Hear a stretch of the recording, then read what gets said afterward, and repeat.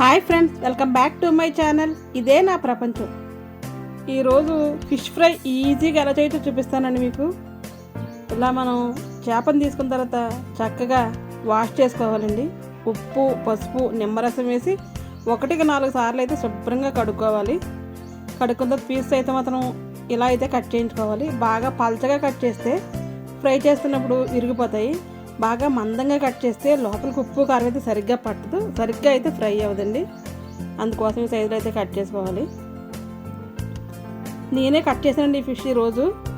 మనం బయట మార్కెట్లో అయితే కట్ చేయించుకుంటాం కదా, అదైతే మాత్రం ఈ సైజులో అయితే కట్ చేసుకోవాలి. ఓకే, ఇప్పుడు ఫిష్ ఫ్రై ఎలా చేసేయాలో మొదలు పెట్టేద్దాం. ఫస్ట్ చేపలన్నీ పక్కన పెట్టేసి ఒక ప్లేట్ తీసుకోవాలి. తీసుకుని దీంట్లో 1/2 టేబుల్ స్పూన్ పసుపు, 2 స్పూన్ల కారం, మంచి కలర్ ఉన్న కారం తీసుకుంటే ఫిష్ ఫ్రై చాలా బాగుంటుందండి. ఫుడ్ కలర్ అది ఏమీ యాడ్ చేయాల్సిన పని లేదు. రుచికి తగినంత సాల్ట్ వేసుకుని అలాగే 1/2 స్పూను గరం మసాలా అయితే వేసుకోవాలి. ఇప్పుడు 1 స్పూను కార్న్ఫ్లోరు, 1 స్పూను మనం బియ్య పిండి ఉంటుంది కదా, ఆ పిండి వేసుకోవాలి. వేసిన తర్వాత 1 స్పూను అల్లం వెల్లుల్లి పేస్ట్ వేయాలి. వేసి ఇది బాగా కలుపుకోవాలి. కొద్దిగా వాటర్ వేసుకుంటూ కలుపుకోవాలండి. ఇది గట్టిగా ఉంటే కనుక చేప ముక్కలకి సరిగ్గా మసాలాలు అయితే సరిగ్గా పట్టవు. అందుకు కొద్దిగా లూజ్గానే కలుపుకోవాలి. కొద్దిగా వాటర్ యాడ్ చేసుకుంటూ ఇలా ఒక ఫైన్ పేస్ట్ లాగా అయితే కలుపుకోవాలి. చాలా ఈజీ అండి. ఈ మిశ్రమం మనకి కలుపుకోవడం వచ్చుంటే ఫిష్ ఫ్రై చేయడం చాలా ఈజీ అన్నమాట. ఇలా కలిపేసుకుని మొత్తం చేప ముక్కలన్నిటికీ బాగా పట్టించాలి.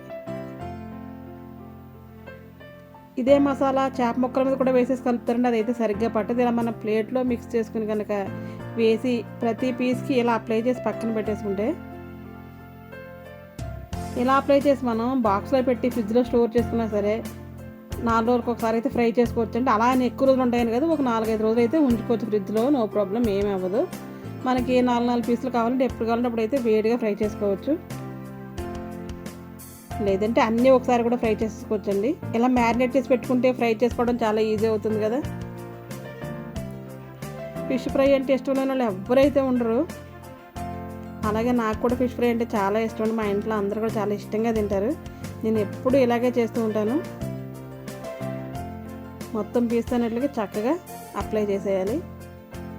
ఇలా చేసేసి కొంతసేపు అయితే మనం అలా మ్యారినేట్ చేయాలండి. దాన్ని మూత పెట్టేసి ఒక 1/2 అవర్ కానీ 1 అవర్ కానీ ఫ్రిడ్జ్లో పెట్టుకోవచ్చు. లేదు ఫ్రిడ్జ్లో పెట్టమంటే బయటైనా సరే ఒక 1 అవర్ తర్వాత ఫ్రై చేసుకుంటే ఈ లోపల ఉప్పు, కారం, మసాలాలు అన్నీ కూడా ముక్కకైతే పడతాయండి. ఇలా మూత పెట్టి పక్కనైతే పెట్టేసుకోవాలి. నేనైతే ఫ్రిడ్జ్లో పెట్టలేదండి, బయటే ఉంచాను. మనం ఇప్పుడు ఒక ప్యాన్ పెట్టుకోవాలి. ఈ ఫ్రైకి చెప్పాలంటే నాన్ స్టిక్ ప్యాన్ చాలా బాగా వస్తుందండి, ఫ్రై అంటుకోకుండా.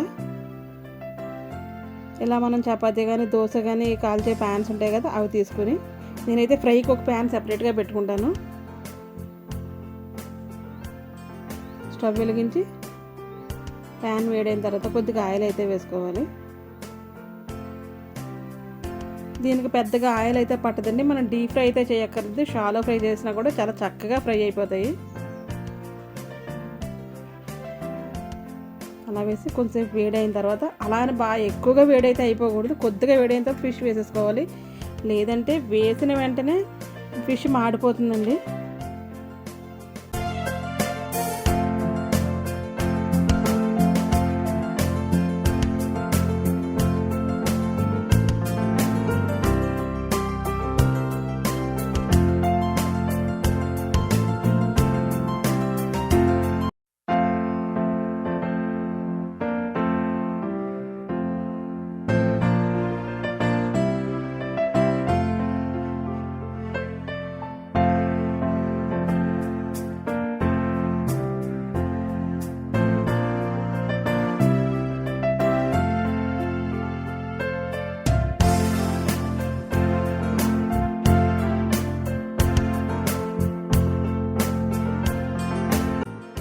ఇలా మనం చక్కగా నూనె వేడైన తర్వాత పీసెస్ అన్నీ పెట్టేసుకోవాలండి. మొత్తం పీసెస్ అన్నీ కూడా ఇటువంటి ప్యాన్లో వేసుకుంటే ఒకేసారి అయితే ఫ్రై అయిపోతాయి.